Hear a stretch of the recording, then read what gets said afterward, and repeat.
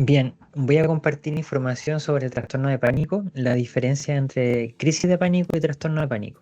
Esta presentación va dirigida a estudiantes de salud y también a usuarios que quieran recordar o repasar algún tipo de información. Así que primero, ¿qué es la ansiedad? Primero, pensar la ansiedad en términos patológicos sería una preocupación no realista ni objetiva, tampoco sería algo proporcional al estímulo que genera la preocupación, y esto hace perder eficacia en las tareas o en el desempeño habitual de la persona.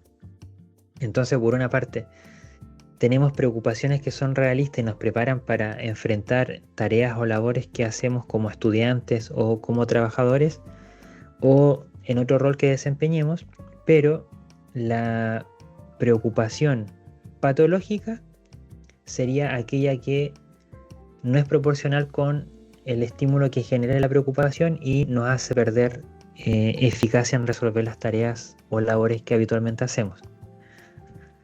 La podemos estudiar en tres componentes: componente fisiológico corporal, cognitivo y también uno conductual. Podemos recordar que la ansiedad generalizada es diferente a la crisis de ansiedad. A todo esto tengo un videíto donde explico lo que es la ansiedad generalizada como trastorno. Pero básicamente acá el énfasis está en recordar que hay personas que tienen ansiedad de base y sobre esa ansiedad de base se presentan las crisis de ansiedad, y también hay personas que no tienen ansiedad de base constante y a pesar de sentirse calmadas presentan crisis de ansiedad.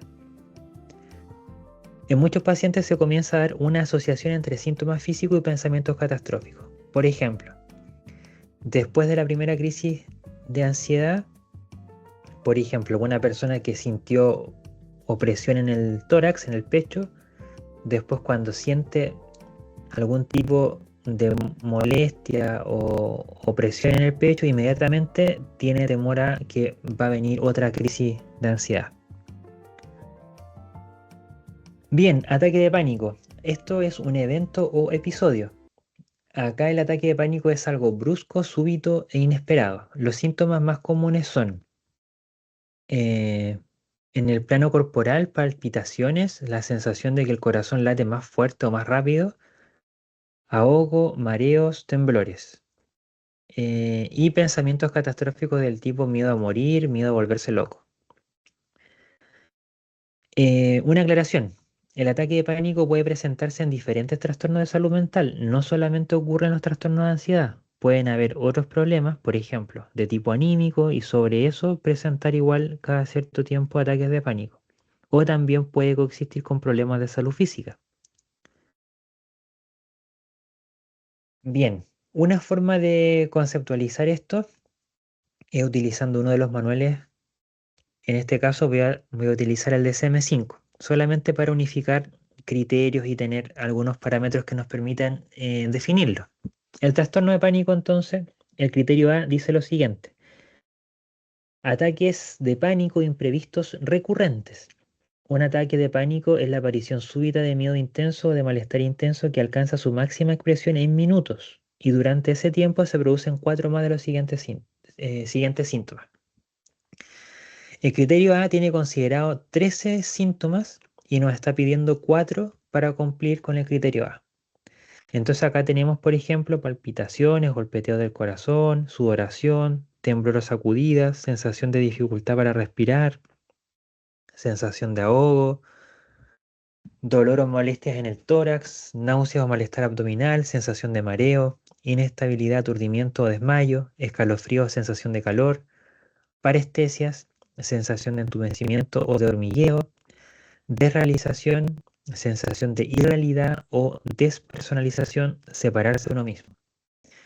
Ya la despersonalización es cuando las personas dicen como que se miran el cuerpo desde afuera o como que están en una conversación o situación y es como si se estuvieran viendo desde afuera, como si fueran un espectador de lo que ocurre. 12, miedo a perder el control o de volverse loco. Y 13, miedo a morir.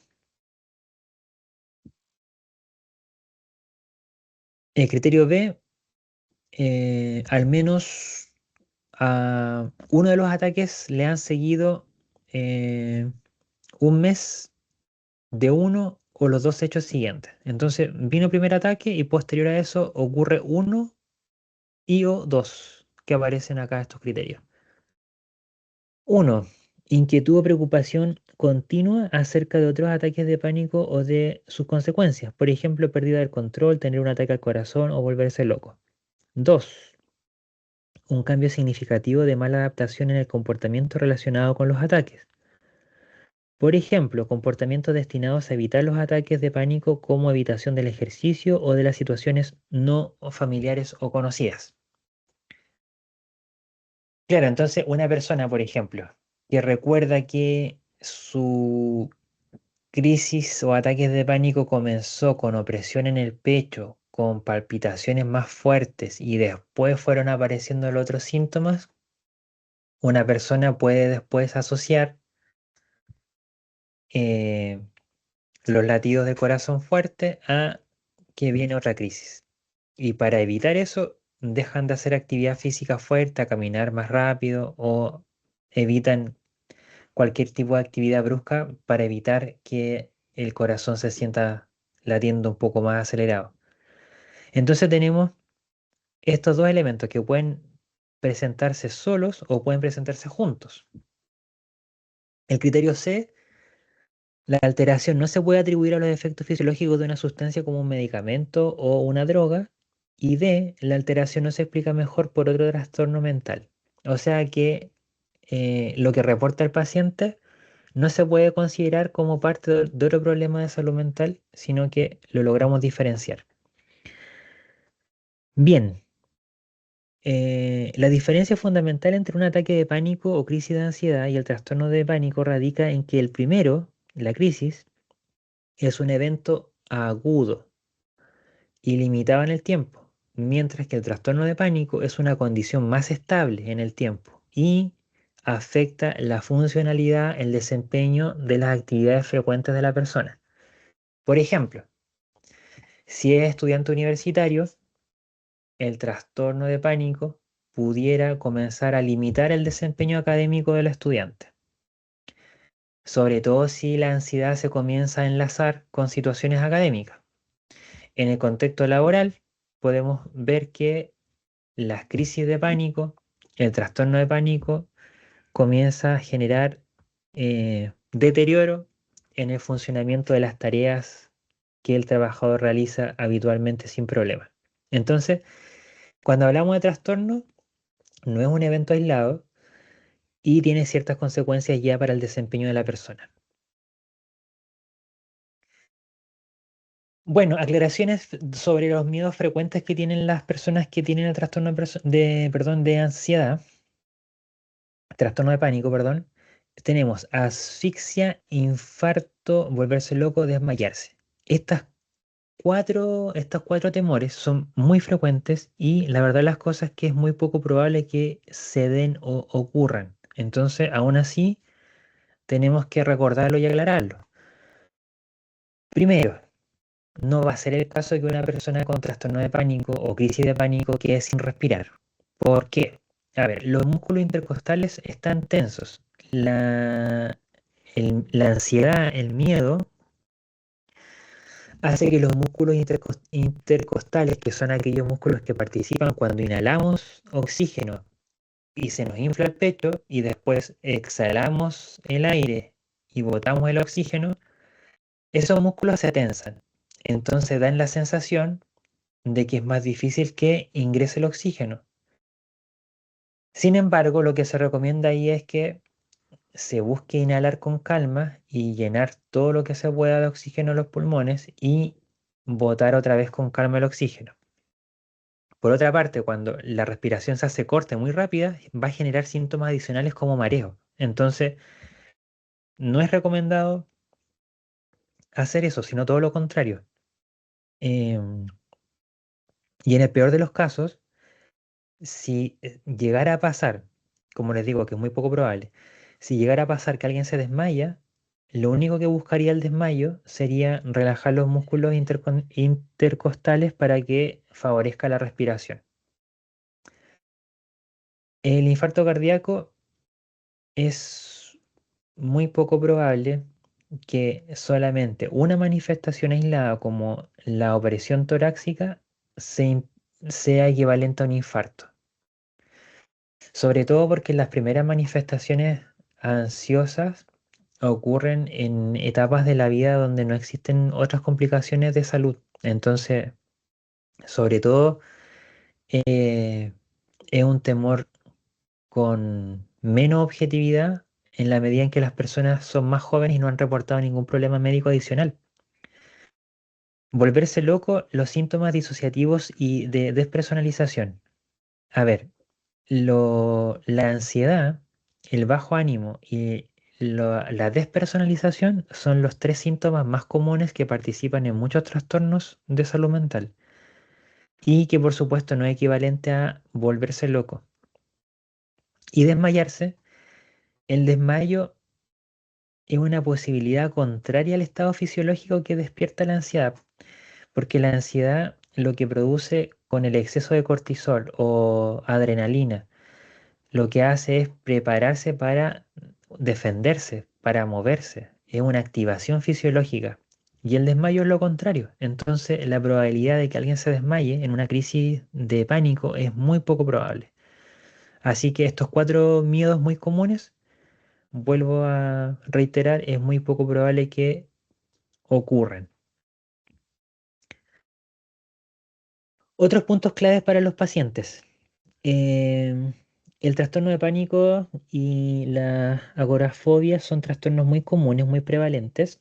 Las crisis de ansiedad son frecuentes y no necesariamente son un trastorno. Hay muchas personas que no cumplen con todos los criterios para eh, ser diagnosticadas de un problema de salud mental. Sin embargo, se reportan igual crisis de ansiedad. El trastorno es una mezcla de predisposición de factores estresantes ambientales y por otra parte predisposición biológica. Como cualquier problema de salud, nosotros podemos tener em, una predisposición genética de cualquier problema de salud, pero se necesita de un ambiente para que active esa predisposición genética. Entonces siempre podemos intentar modificar, cuidar el estilo de vida, el ambiente, para intentar mantener a raya la ansiedad y el estrés.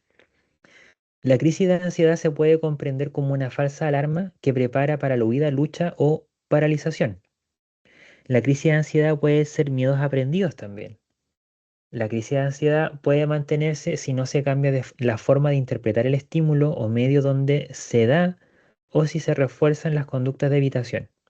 Una de las cosas clave a hacer entonces, sobre todo en el tratamiento psicoterapéutico, es evitar reforzar las conductas de evitación para que no se cronifiquen los problemas de ansiedad. Y siempre hay un disparador o gatillante de la crisis de ansiedad, aunque inicialmente el paciente no se dé cuenta. Algo que cuando se analiza en detalle cómo se da la crisis de ansiedad, dónde se da, vamos encontrando ciertos elementos comunes que nos permiten enfrentarlas de mejor manera cuando vuelvan a ocurrir. Tratamiento. A lo menos consideramos psicoterapia y farmacoterapia. La psicoterapia lo que busca es, primero, eh, ganar conciencia respecto a las cosas que le ha ido pasando a la persona para que se presente este problema de salud mental, se manifieste en este trastorno de pánico. em, Hay que descubrir qué elementos gatillan, favorecen, incrementan la preocupación y también hay que ir viendo formas alternativas de enfrentarla. Entonces, por una parte está que hay que ir descubriendo qué favorece la mantención y expresión de este problema de ansiedad y por otra parte ir probando formas diferentes de cómo enfrentar aquellas cosas que preocupan, dan miedo eh, o generan o despiertan malestar emocional en la persona. Muchas veces hay cosas que son inconscientes, que no tienen que ver con estresores actuales, sino que se arrastran del pasado y en algunas ocasiones son situaciones transitorias que cuando se atienden adecuadamente, la ansiedad, la preocupación baja. Eh, en términos globales, toda psicoterapia lo que busca es la integración del pensamiento, las emociones y el comportamiento que permita que la persona se logre autorregular de mejor manera y conducir el comportamiento hacia las metas que desea. Eso usando un lenguaje transversal, más allá de posicionarme en un paradigma, lo que se busca es la integración de la experiencia en términos globales, pues, pensamiento, emoción, comportamiento y relaciones interpersonales. Y la farmacoterapia es el tratamiento que se brinda con fármacos que son indicados por un médico, indicados y supervisados por un médico. Si bien la indicación obedece particularmente a la evaluación que se haga de la salud global de la persona, tenemos distintos grupos farmacológicos que pueden tener efectos ansiolíticos.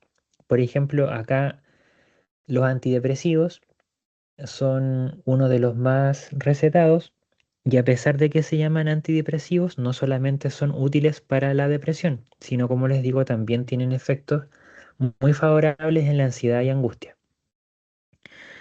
Los más recetados son los indicadores los inhibidores de la recaptación de serotonina, como la sertralina, la paroxetina y el escitalopram, y los inhibidores de la recaptación de serotonina y noradrenalina, como por ejemplo la venlafaxina.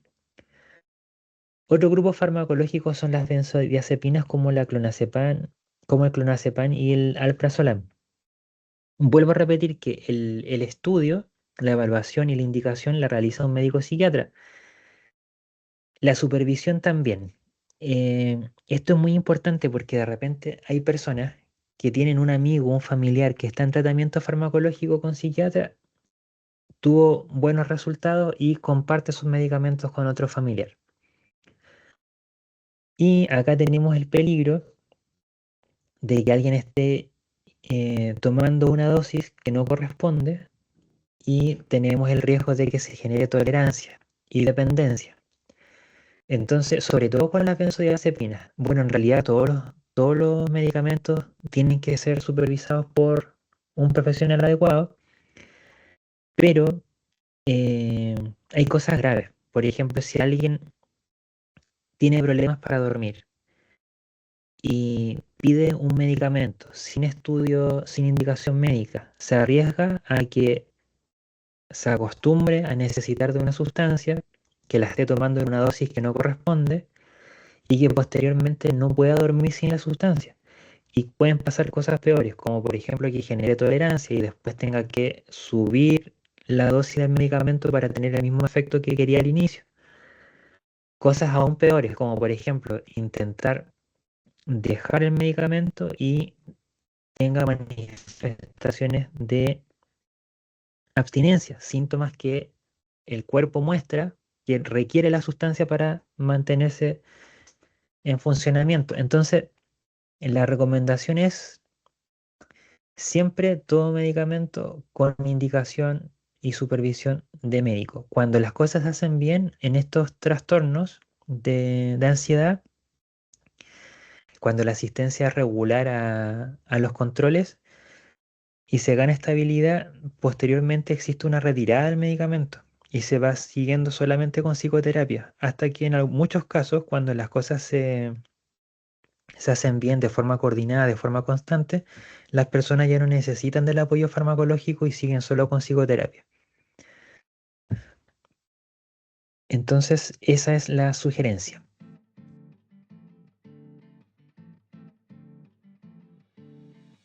Bien, por último, cuidar tu salud mental también ayuda a cuidar a las personas que quieres o a las personas que te rodean.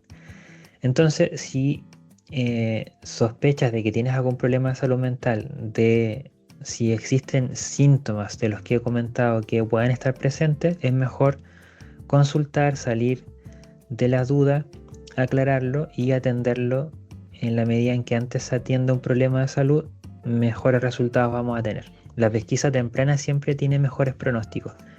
Y estar bien de salud mental igual impacta favorablemente en tus relaciones e impacta favorablemente en tus actividades, en las personas que te rodean. Así que el mensaje es a cuidar la salud mental, que es tan o más importante que la salud física. Bien, lo dejo hasta acá y les recuerdo que tengo otros videitos sobre salud mental, sobre trastorno de ansiedad generalizada, depresión, una guía comentada sobre los trastornos de personalidad, así que pueden encontrar más información en este canal. Hasta el próximo video.